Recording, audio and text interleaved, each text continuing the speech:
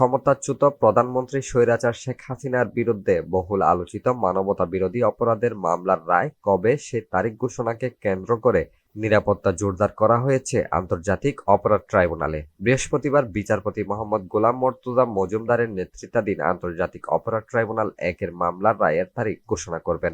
এদিন সকাল 7:30টার দিকে হাইকোর্টে মাজার সংলগ্ন ট্রাইব্যুনালের ফটকে দেখা যায় বিজিবি, ডিএমপি ও এপিবিএন সদস্যরা সতর্ক অবস্থানে রয়েছেন। বিজিবি ও ডিএমপির সাজোয়াজানও রয়েছে সেখানে।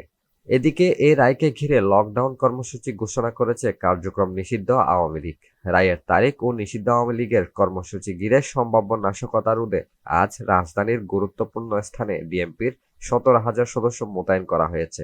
পাশাপাশি সেনাবাহিনী, বিজিবি ও পুলিশের বিভিন্ন ইউনিটও নিরাপত্তা তৎপরতায় যুক্ত রয়েছে। ডিএমপি কমিশনার শেখ মোহাম্মদ সাজ্জাদ আলী জানিয়েছেন, গত 11 দিনে 15টি জায়গায় 17টি ককটেল বিস্ফোরণের ঘটনা ঘটেছে। আর গত 2 দিনে 9টি যানবাহনে আগুন দেওয়া হয়েছে। এসব ঘটনায় জনমনে ভয়ের সঙ্গে দেখা দিয়েছে কৌতূহল।